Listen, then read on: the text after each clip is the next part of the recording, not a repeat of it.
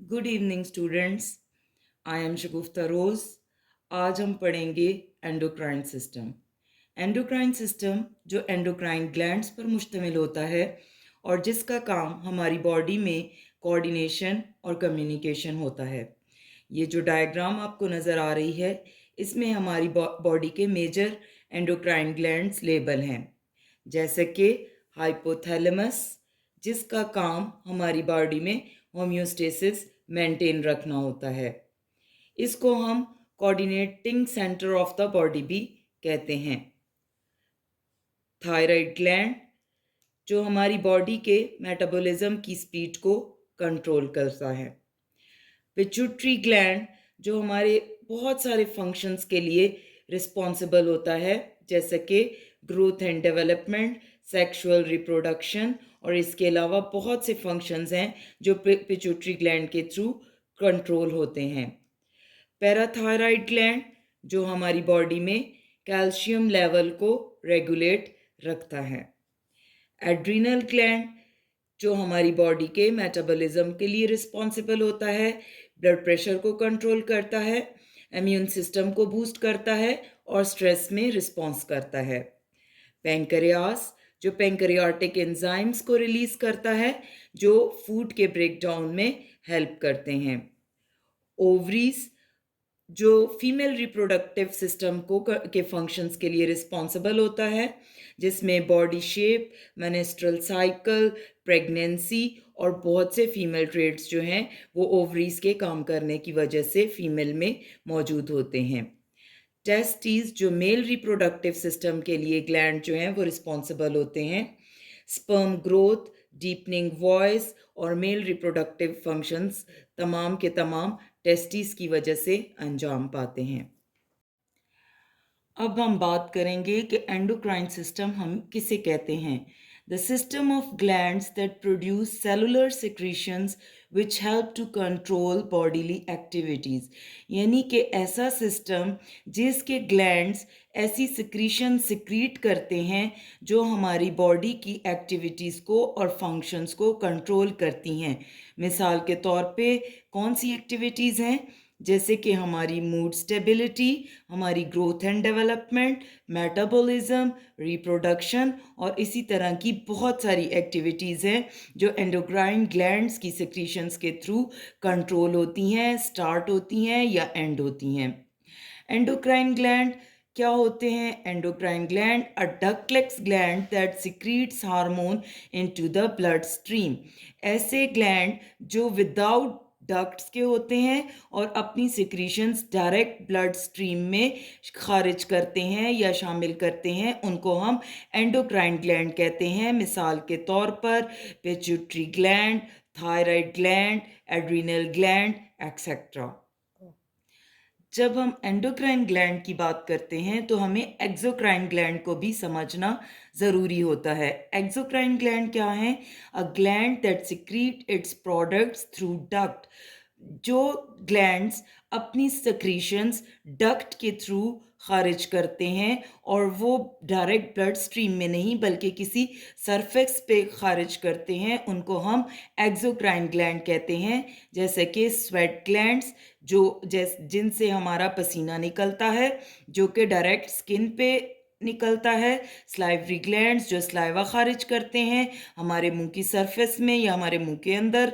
Digestive glands जो stomach के अंदर होते हैं और स्टमक की सरफेस पे सेक्रीशन अपनी खारिज करते हैं, जो कि फूड के ब्रेकडाउन या हमारे डाइजेशन में, फूड के डाइजेशन में हेल्प करती है। इनको हम एक्सोक्राइन ग्लैंड्स कहते हैं। जैसा कि हमने सीखा है कि एंडोक्राइन ग्लैंड्स जो सिक्रीशन सिक्रीट करते हैं उसे हम हार्मोन कहते हैं।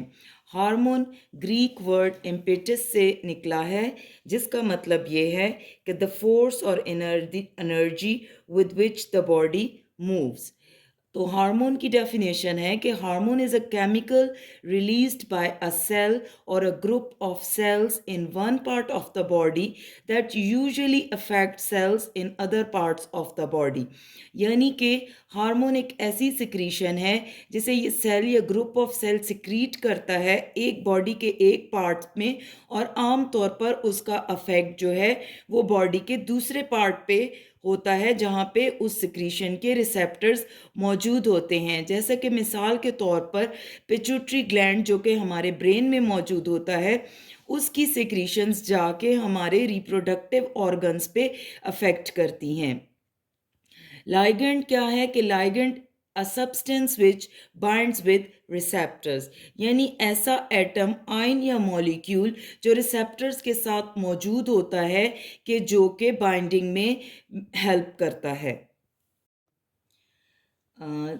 नेक्स्ट हमारा टॉपिक है कि communication among cells. Dear students, जिस तरह हमें अपने रोज़मर्रा के कामकाज को करने के लिए बातचीत की या कम्युनिकेशन की ज़रूरत होती है, इसी तरह सेल्स को भी अपने फंक्शन करने के लिए आपस में कम्युनिकेशन या बातचीत की ज़रूरत होती है। All physiological activities are regulated by two major systems as nervous autonomic nervous system and endocrine system. ये कम्युनिकेशन और बातचीत जो हमारी तमाम फिजियोलॉजिकल एक्टिविटीज़ को रेगुलेट करने के लिए होती है, दो मेजर सिस्टम्स के थ्रू होती है, जो है नर्वस सिस्टम और जो सिस्टम हम पढ़ रहे हैं यानी कि endocrine system. For the body to maintain homeostasis, cell must be able to communicate and integrate their activities. हमारे बॉडी के जो कामकाज हैं या जो फिजियोलॉजिकल कंडीशन है उसमें एक बैलेंस रखने को होम्योस्टेसिस कहते हैं, और इस होम्योस्टेसिस को बैलेंस रखने के लिए, मेंटेन रखने के लिए सेल्स आपस में कम्युनिकेट करते हैं, और इसकी वजह से जो हमारी तमाम एक्टिविटीज़ हैं वो आपस में एक दूसरे से जुड़ी होती हैं या एक डिसिप्लिन से जो है वो अंजाम पाती हैं। कभी इस तरह नहीं होता कि रेस्पिरेटरी सिस्टम अगर काम कर रहा है तो डाइजेस्टिव सिस्टम रेस्ट पे चला जाए, अगर डाइजेस्टिव सिस्टम काम कर रहा है तो नर्वस सिस्टम रेस्ट पे चला जाए। तमाम एक्टिविटीज़ जो हैं वो पैरेलल सर अंजाम पाती हैं। Cell communicate with each other in the following ways. Cell किस तरह कम्युनिकेट करते हैं? सेल जिस तरह कम्युनिकेट करते हैं उनको हम कहते हैं सेल टू सेल सिग्नलिंग और cell signalling. The cells communicate with each other via chemical messengers which are hormones. Cells किस तरह communicate करते हैं? Chemical messengers के through communicate करते हैं जिन्हें हम hormones कहते हैं और hormones like substances कहते हैं। They may be secreted by endocrine glands or nerve endings. हम जैसा कि हम पढ़ चुके हैं कि endocrine glands जो सिक्रीशन सिक्रीट करते हैं उन्हें हम हार्मोन कहते हैं, और सिक्रीशन जो नर्व एंडिंग से सिक्रीट होती है उसे हम न्यूरोट्रांसमीटर कहते हैं। ओके स्टूडेंट्स, सेल्स जिन सिक्रीशंस के थ्रू कम्युनिकेशंस करते हैं उन्हें हम केमिकल मैसेंजर्स कहते हैं। इन केमिकल मैसेंजर्स को चार ग्रुप्स में डिवाइड किया गया है कि जिनको हमने नाम दिया है endocrine messengers, paracrine messengers, autocrine messengers और न्यूरोक्राइन मैसेंजर्स। एंडोक्राइन मैसेंजर्स क्या हैं? वही क्लासिकल हार्मोन्स जो हम एंडोक्राइन ग्लैंड्स जो हैं वो सिक्रीट करते हैं, मिसाल के तौर पर ग्रोथ हार्मोन और इंसुलिन, जो एक मखसूस जगह से सिक्रीट होते हैं लेकिन अफेक्ट जो है उनका दूसरी जगह पे होता है या पूरी बॉडी पर होता है। पैराक्राइन मैसेंजर्स, पैरा का मतलब है बिसाइड या नियर, क्राइन का मतलब है सिक्रीट, खारिज करना, secretions. They diffuse from control cells to target cells via the interstitial fluid, यानी कि ये जिन सेल्स से सिक्रीट होते हैं उन्हें हम कंट्रोल सेल्स कहते हैं, और जिन पर जाके अफेक्ट करते हैं उनको हम टारगेट सेल्स कहते हैं। और पैराक्राइन सेल्स के जो मैसेंजर्स हैं वो नज़दीक तरीन उनके टारगेट सेल्स जो होते हैं वो इतने दूर नहीं होते हैं, नज़दीक ही होते हैं, और बाज़ औक़ात जो है वो सेल्स जहाँ से सिक्रीट हो रहे होते हैं उधर ही वो अफेक्ट करते हैं। Some of them directly enter the neighboring target cells via gap junctions. Such messengers are also called justacrine और local messengers. इनमें से कुछ जो होते हैं वो बिल्कुल नज़दीक तरीन टारगेट सेल्स पे गैप जंक्शंस के थ्रू जो है वो अफेक्ट करते हैं. इन्हें जस्टाक्राइन या लोकल मैसेंजर भी कहते हैं. मिसाल के तौर पर प्रोस्टाग्लैंडीन या हिस्टामिन हमारी बॉडी में मास्ट सेल्स होते हैं जो जब कोई हमें एलर्जिक रिएक्शन होता है या हमें कोई इंसेक्ट जैसे कि शहद की मक्खी हो गई, जंबूरी हो गई, जब हमें वो डसते हैं, स्टिंग करते हैं, तो उसी वक़्त जो है इन्फ्लेमेशन या वो सूजने का अमल या रेडनेस जो होती है वो डेवलप हो जाती है. वो इन्हीं सेल्स की सिक्रीशंस की वजह से होती है कि जिसे हम एलर्जिक रिस्पॉन्स कहते हैं. ऑटोक्राइन्स, ऑटो मीन्स सेल्फ टारगेटिंग. ऐसे सेल्स जो जिनकी सिक्रीशंस उन पे ही एक्ट करती है, जैसे मिसाल के तौर पर ल्यूकोट्राइन्स जो कि इन्फ्लेमेशन प्रोसेस करते हैं, यानी कि जहाँ पे एलर्जिक होती है या जो इशू होता है तो वो वहीं पे जो है इन्फ्लेमेटरी रिस्पॉन्स पैदा होता है. न्यूरोक्राइन्स और neural messengers are neurotransmitters and neuro hormones. Neurotransmitter क्या होते हैं? जो from nerve cells to another और नर्व सेल्स और मसल्स लाइक ACH यानी कि एसेटोकोलिन एंड डोपामीन.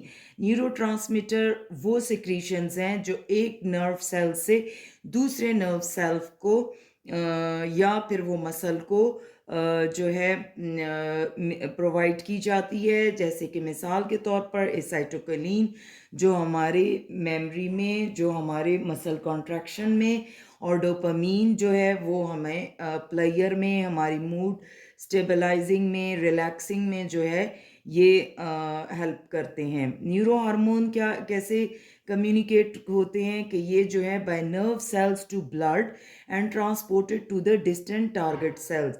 ये nerve to nerve cell ending से नहीं, न्यूरो हार्मोन्स हम उनको उन नर्व सेल्स की सेक्रीशंस को कहते हैं कि जो ये ब्लड में होते हैं या डिस्टेंट टारगेट सेल्स को जो है सिग्नल देते हैं. They are secreted by these cells into the blood stream for systemic effect. यानी कि ये सिक्रीशंस जो होती हैं ये ब्लड स्ट्रीम में शामिल होके पूरी बॉडी पर इफेक्ट करते हैं, जिसको हम सिस्टमिक इफेक्ट कहते हैं. Norepinephrine acts both as neuro hormone and neuro transmitter. Norepinephrine ऐसे सेक्रीशंस हैं जो न्यूरो हार्मोन के तौर पर भी काम करते हैं और न्यूरोट्रांसमीटर के तौर पर भी काम करती हैं. One example of local hormone is interleukin 2, which is released by helper T cells during immune responses. एक एग्जाम्पल जो है लोकल हार्मोन की वो इंटरल्यूकिन 2 है जो helper T cells immune response के दौरान रिलीज करते हैं. इंटरल्यूकिन 2 जो है वो एक्टिवेट करती है नियर बाय सेल्स को भी, यानी कि वो पैराक्राइन इफेक्ट भी देती है. both it also act as an autocrine by stimulating the same cells that release it to proliferate. लेकिन वो इसके साथ साथ जो है सेल्फ टारगेटिंग भी करती है कि उन्हीं सेल्स को की जो है वो इंक्रीज करती है उनके स्टिमुलेशन को या उनकी रिलीजिंग को. अगला हमारा जो हेडिंग है वो है कि the role of hormone receptors. A hormone travels through the body in the blood. It influences only its target cells by binding to specific protein receptors. Hormones जो हैं वो हमारी बॉडी में ब्लड के थ्रू जो है ब्लड के साथ ट्रैवल करते हैं और ये सिर्फ अपने टारगेट सेल्स को ही अफेक्ट करते हैं, उन्हीं को बाइंड करते हैं जिन पे स्पेसिफिक प्रोटीन रिसेप्टर्स जो है वो लगे होते हैं. अगर जो है मतलब अपने रिसेप्टर्स के अलावा ये किसी और जगह पर इफेक्ट नहीं कर सकते. Only the target cells recognize that hormone like key lock relationship. जो टारगेट सेल्स के रिसेप्टर्स हैं वो ही इन्हीं हार्मोन को रिकग्नाइज करते हैं और उसको रिस्पॉन्ड करते हैं, यानी कि हार्मोन का और रिसेप्टर्स का जो रिलेशनशिप है वो की लॉक की तरह होता है, यानी कि की जिस तरह सिर्फ अपने लॉक को ही लग सकती है, किसी और लॉक पे अफेक्ट नहीं करती, इसी तरह जो है हार्मोन्स भी सिर्फ अपने रिसेप्टर्स पर ही अफेक्ट करते हैं. Receptors, like other cellular proteins, are constantly being synthesized and broken down. जो रिसेप्टर्स हैं वो दूसरे सेल प्रोटीन्स की तरह लगातार जो है वो बनते भी हैं और ब्रोक डाउन भी होते हैं. Generally, a target cell has 2000 to 1 lakh receptors for a particular hormone. आम तौर पर एक टारगेट सेल पे हार्मोन्स के लिए 2000 से लेके 1 लाख तक रिसेप्टर्स जो हैं वो मौजूद होते हैं. Target cells can modulate their sensitivity to a hormone. Target cells जो हैं वो हार्मोन के मुताबिक जो है अपनी सेंसिटिविटी को एडजस्ट करते रहते हैं.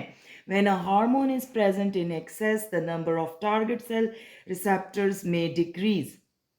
अगर जो है हार्मोन की मिकदार जो है वो ज़्यादा मिकदार में है तो रिसेप्टर्स जो हैं वो अपने आप को डिक्रीज़ कर लेते हैं, उनकी तादाद जो है वो कम हो जाती है. This effect is known as down regulation. इस इफेक्ट को हम डाउन रेगुलेशन कहते हैं. For example, when certain cells of the testes are exposed to a high concentration of luteinizing hormone, the number of luteinizing hormone receptors decreases.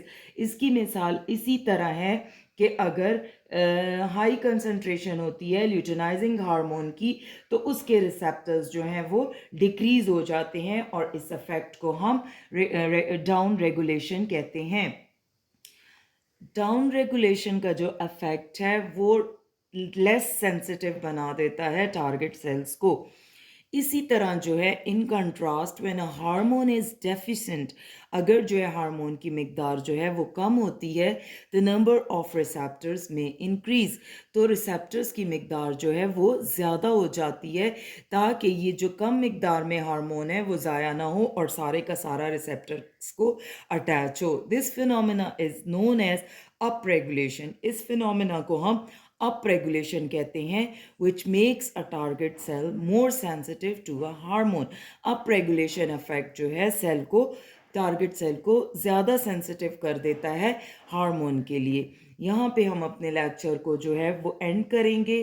Students, अगर आप चाहते हैं कि को और लेक्चर इसी तरह दिए जाएं तो आप जो है कमेंट बॉक्स में अपने कमेंट्स करें, चैनल को लाइक करें, सब्सक्राइब करें ताकि हम इसी तरह मज़ीद लेक्चर्स जो हैं वो अपलोड करें. Thank you so much. खुदा हाफिज़.